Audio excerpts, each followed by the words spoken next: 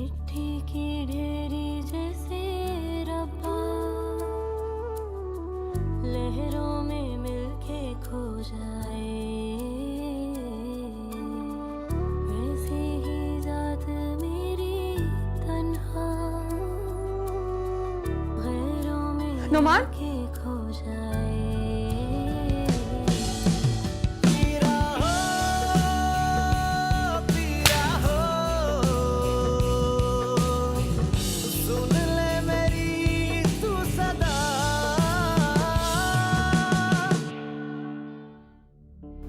नहीं अम्मा, मासूमा की मंगनी की थी।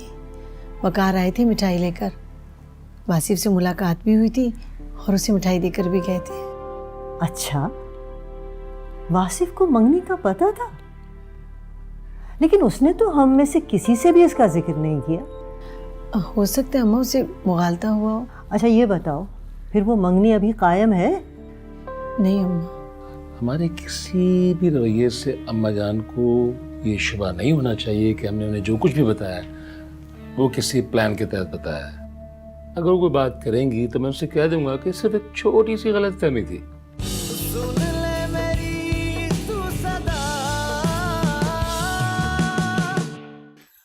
अरे पगली, क्यों रो रही हो तुम?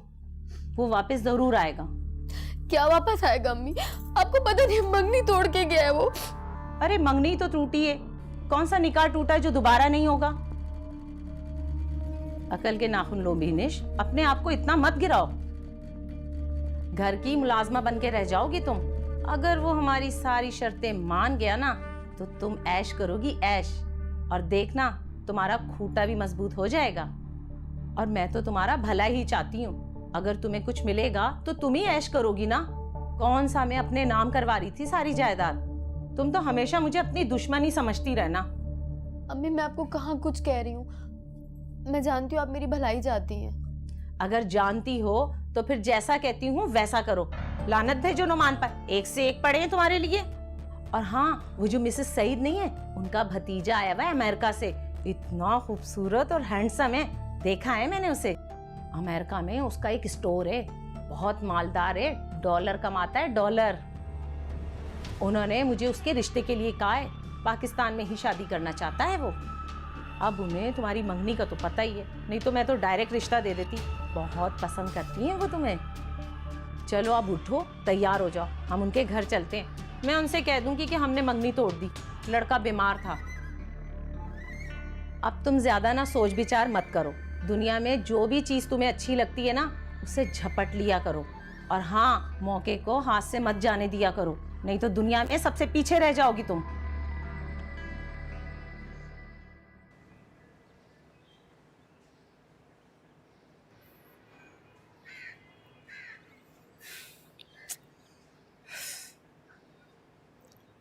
मैं सारे घर में ढूंढती फिर रही हूँ और तुम यहाँ? क्या हुआ? फैक्ट्री नहीं जाना क्या? मुझे नहीं जाना। मगर क्यों? तुम्हें पता है ना बाबा नाराज होंगे। आप लोगों को तो मैं ही कुर्बानी का बकरा दिखता हूँ। उस नौफल को कोई कुछ क्यों नहीं कहता? सबका बस मुझ पे ही चलता है। तुम अच्छी तरह से जानते हो नुमान, वो पढ़ाई कर रहा है। तुम्हें तो पढ़ाई से कोई दिलचस्पी थी नहीं, इसीलिए वासिफ ने तुम्हें अपने साथ काम पर लगाया। अगर तुम भी पढ़ाई जारी रखते ना तो कोई ना कहता तुम्हें काम के लिए। वैसे भी खुश नसीब हो, अपना बिजनेस है, अपनी मर्जी से काम करते हो, किसी की नौकरी नहीं करते।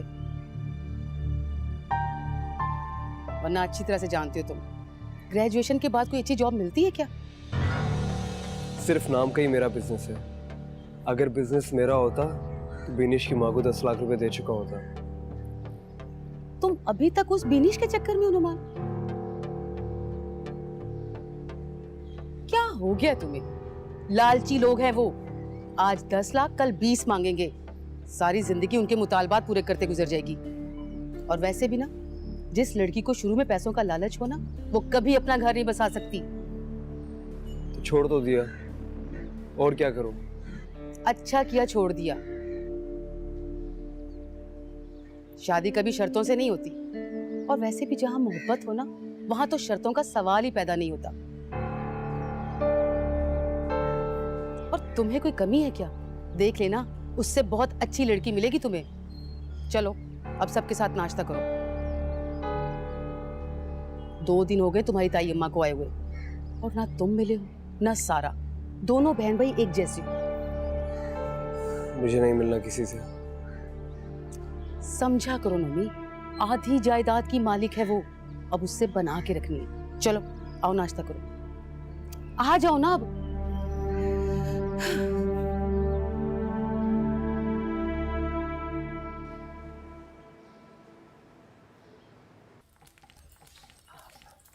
अस्सलाम वालेकुम। वालेकुम सलाम। मैं कर दूं? नहीं बेटा, रहने दे। मुझे खाना बनाने आता है, मुझे अम्मी ने सब कुछ सिखाया है। एक्चुअली कॉलेज जैसे ही ख़त्म हुआ अम्मी ने खाने की जिम्मेदारी डाल दी। माशाल्लाह, अच्छी बात है। लड़कियों को तो ये सारे काम आने चाहिए। आप मेरे बाबा से मिली थी? नहीं बेटा, जब मैं यहाँ आई तो बकार बेटा उस वक्त तक जा चुके थे। और हाँ, वासिफ बेटा की शादी मेरे सामने हुई और उसके 3 बच्चे मेरे हाथों से पले हैं। मगर आपा वकार बेटे की बहुत तारीफ करती थी, कहती थी कि वासिफ से वकार ज़रा मुख्तलिफ है। मगर बेचारी आपा वकार को मिलने के लिए तड़पती रही, अल्लाह को मंजूर नहीं था। मेरे बाबा भी बहुत याद किया करते थे हमें, हर वक्त इसी उम्मीद पे यहाँ आते थे कि दादी जान से मुलाकात हो जाएगी। हाँ बेटा, मैं जानती हूँ। कई बार तो वकार को मैंने खुद मना किया कि घर पे कोई नहीं है। गेट के उस तरफ वकार, इस तरफ आपा खड़ी रो रही होती थी, मगर मजबूर थी। शाह जी ने कसम दे रखी थी कि वकार के सामने कभी नहीं जाए।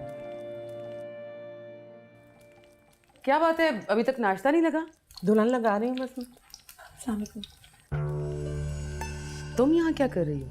मैंने तो मना किया था, मगर ये कहने लगी नहीं तो मैं तो खुद बनाऊंगी। अरे नहीं नहीं, रहने दो, बीबी कर लेंगी ना। मगर चाची जान प्लीज़ मुझे मना ना करें, मैं फारिग बैठे बैठे वैसे भी बोर हो जाती हूँ। अरे अभी 2 दिन तो हुए तुम्हें आए हुए, अच्छा नहीं लगता ना? तो फिर क्या हुआ चाची जान, मेरा अपना ही तो घर है। हाँ हाँ, क्यों नहीं। अभी से हक जताना शुरू कर दिया इसने तो। पता नहीं कहाँ से आ गई है माँ बेटियाँ मेरा दिल जलाने के लिए।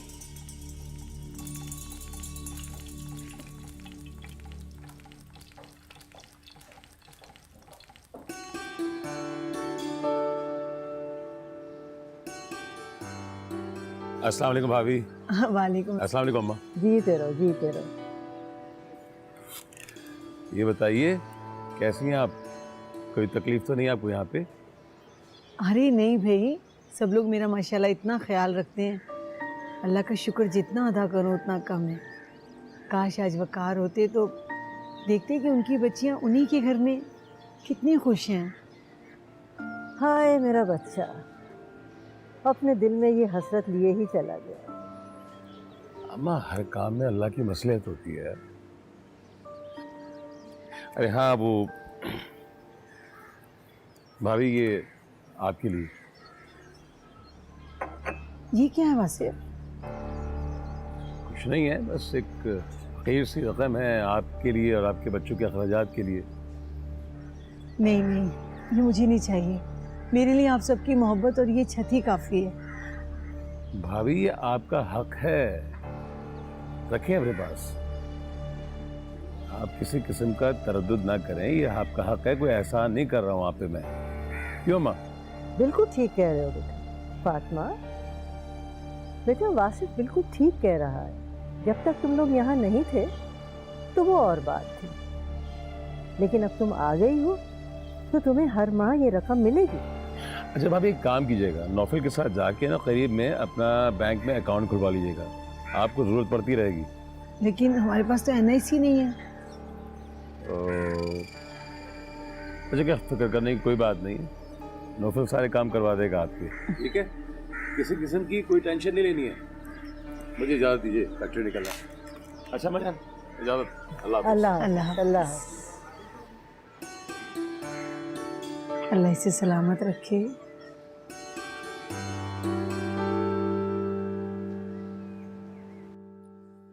मामा नाश्ता लगा दें।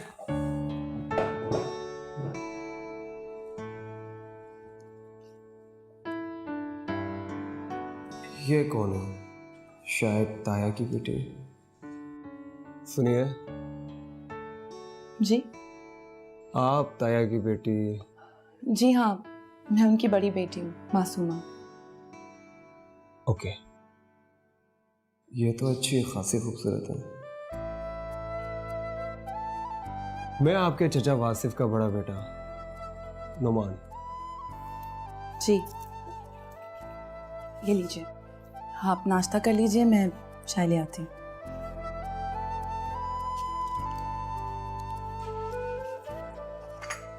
Thank you.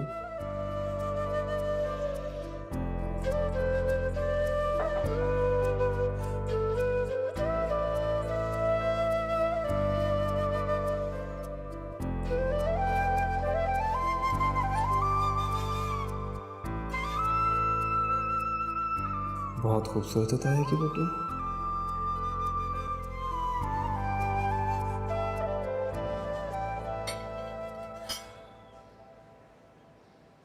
बेटा, इनका अकाउंट खुलना बहुत ज़रूरी है। हर माह जो रकम आएगी तो फिर वो कैसे जमा होगी?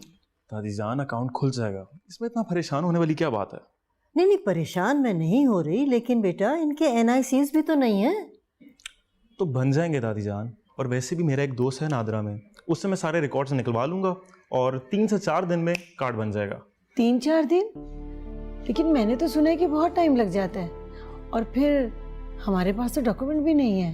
ताई जान, यहाँ पे सिर्फ लिंक्स मैटर करते हैं, और वैसे भी मेरा एक फ्रेंड है, वो रिकॉर्ड रूम में होता है, वो सारा डाटा दे देगा। अब तो क्या इसी तरह हमारे स्कूल और कॉलेज के डॉक्यूमेंट्स भी निकल सकते हैं?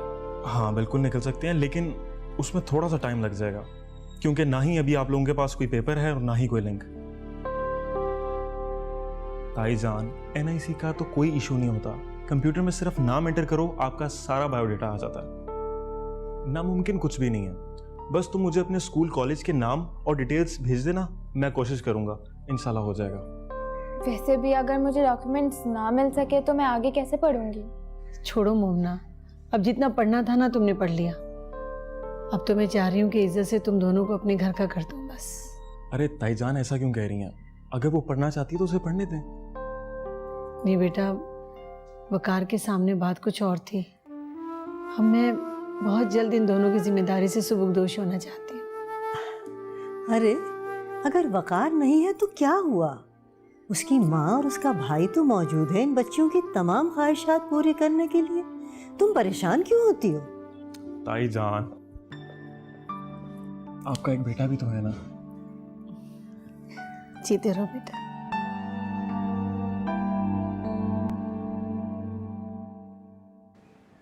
हद करती हो तुम भी। मुलाकात को सिर्फ 2-3 महीने ही हुए थे और तुमने उससे शादी की फरमाइश कर दी। तो और क्या करती यार, घर में मामा ने शादी का शोर मचा कर रखा हुआ था, इसलिए उन्हें बताना पड़ा। अब वो पीछे पड़ गई कि उसे कहो कि रिश्ता भेजे। स्टूपिड, उसने तुमसे शादी के वादे नहीं किए थे। जाहिर है जब ये सब सुनेगा उसे गुस्सा तो आएगा ना। ये क्या बात हुई यार कि शादी किसी से और मोहब्बत किसी और से? देखो, उसने तुमसे मोहब्बत नहीं की थी, सिर्फ दोस्ती की थी। और वैसे भी क्लास में मोहब्बत और दोस्ती तो चलती रहती हैं। ये सब टाइम पास होता है यार, शादी करने के लिए नहीं। मुझे पता होता तो क्या मैं उससे दोस्ती करती? तो फिर आइंदा तुम किसी लड़के से दोस्ती मत करना, क्योंकि कोई भी लड़का शादी करने के लिए दोस्ती नहीं करता। आजकल के लड़के दोस्ती को अलग और शादी को अलग रखते हैं। जब तुम्हें इतना ही शौक है ना शादी का, तो अपनी मामा की पसंद की शादी कर लो और चुपचाप शरीफ बीवी की तरह शौहर की खिदमत करो। दोस्तियां करो, घूमो फिरो, तोहफे लो, और जब दिल भर जाए तो दूसरे दोस्त बना लो। तुम तो ऐसे कह रही हो जैसे दर्जनों लड़के मेरे आगे पीछे घूमते हो। एंड यू नो यार कि मेरा कॉलेज भी खत्म हो गया है। अब मुझे सिर्फ तुम्हारे घर तक आने की परमिशन है। वैसे मैं कहाँ से ढूंढूं लड़के? God, I can't tell you कि मैं कितना फ्रस्ट्रेटेड हो चुकी हूँ। अच्छा चलो, मैं तुम्हें अपने कजन से मिलवाती हूँ। इस्लामाबाद से आया है और कसम से बहुत हैंडसम है। अगर मैं एंगेज ना होती ना तो फौरन शादी कर लेती उससे। मगर क्या करूं, पहले उसे देखा ही नहीं था। अच्छा चलो चलते हैं। चलो ना यार। Okay let's go.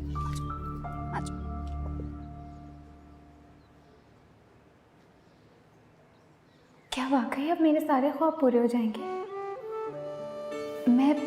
मैं तो मायूस ही हो गई थी। कितना अच्छा है ना नौफल, कितनी हेल्प कर रहा है हमारी। मुझे क्या मालूम था कि ये हमारा कज़न है।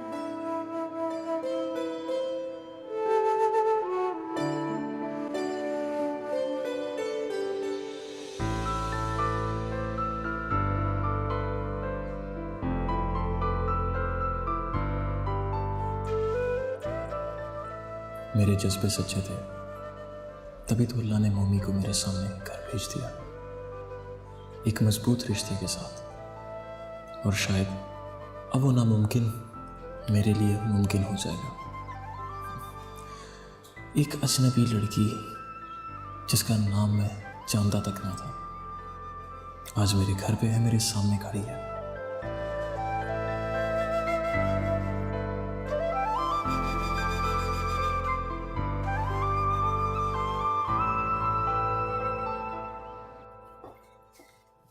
अरे मासूमा, रहने दो ना, शाजिया कर लेगी। नहीं चाची जान, मैंने शाजिया को किसी और काम के लिए भेजा है। अच्छा, तो तुमने ग्रेजुएशन किया है? जी। आगे क्यों नहीं पढ़ा? क्या शौक नहीं था? नहीं नहीं, शौक तो बहुत है, पर ग्रेजुएशन के बाद मैंने फैशन डिज़ाइनिंग का कोर्स ज्वाइन कर लिया और डिप्लोमा जैसे ही ख़त्म हुआ तब मास्टर्स का सोचा, और अभी एडमिशन लेने का सोच ही रही थी कि बाबा की डेथ हो गई। हमने सुना था कि वकार ने तुम दोनों बहनों की शादी कर दी। नहीं तो शादी तो नहीं, लेकिन पता नहीं मुझे मंगनी वाली बात बतानी चाहिए कि नहीं। क्या हुआ? क्या कुछ छुपा रही हो मुझसे? नहीं तो कुछ भी नहीं चाची जान, मैं वो बताने वाली थी कि अम्मी रिश्ता ढूंढ रही थी। रिश्ता? वैसे भाभी जान को तुम दोनों बहनों के लिए रिश्ता ढूंढने की ज़रूरत तो नहीं थी। माशाल्लाह तुम लोग खूबसूरत हो, सलीका शार हो, तालीम याफ्ता हो, और फिर वकार की हैसियत भी बहुत अच्छी थी। जी। अच्छा चलो अब बस करो, ये शादी आएगी तो उसी से करवा लेना। चाची जान मैं खाना बना लूंगी। अरे नहीं नहीं, अभी तो तुम लोग आए हो। मोमानी जान को पता चला ना तो कहेंगी कि आते तुम लोगों को काम पे लगा दिया। ऐसी कोई बात नहीं चाची जान, मुझे अच्छा लगता है। और रही बात दादी जान की, उनको मैं कह दूंगी आप जाए, मैं बना लूंगी खाना। चलो ठीक है, जैसे तुम्हारी मर्जी।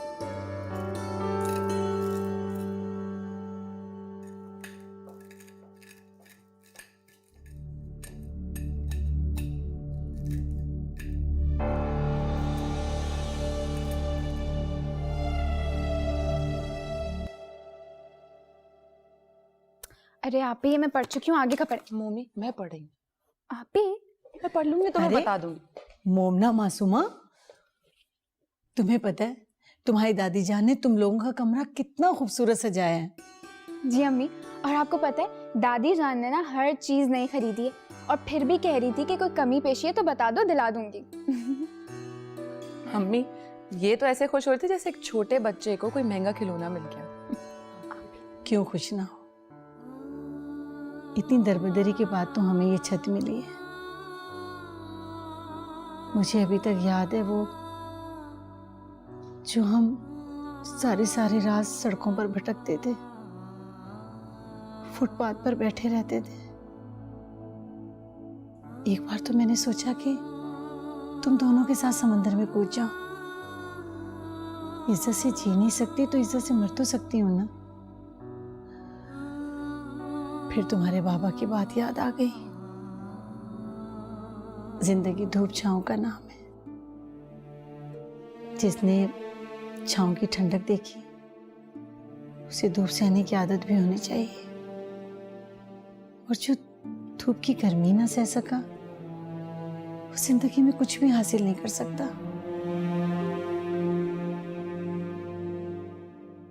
मैंने तो अपनी जिंदगी में बहुत कुछ पाया, बहुत कुछ खोया, लेकिन तुम लोगों ने तो अभी जिंदगी में देखा ही कुछ नहीं था।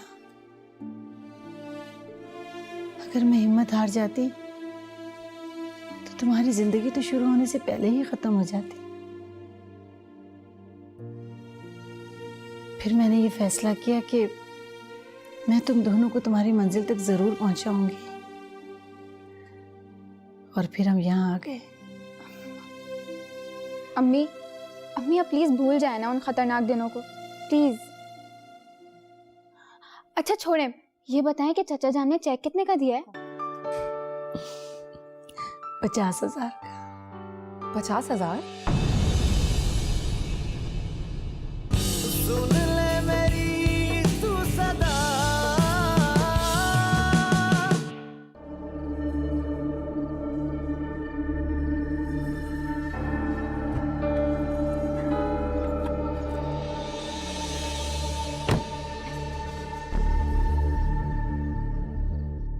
तुम्हारा बहुत बहुत शुक्रिया। अव्वल तो शुक्रिया की ज़रूरत नहीं, क्योंकि मुझे गैर होने का एहसास होता है, और सेकेंडली किस बात का शुक्रिया? तुम हमारे डॉक्यूमेंट्स के लिए इतनी हेल्प जो कर रहे हो। वो तो मैं करूँगा, क्योंकि अब तुम मेरी जिम्मेदारी है। हेलो नोमान, क्या हाल?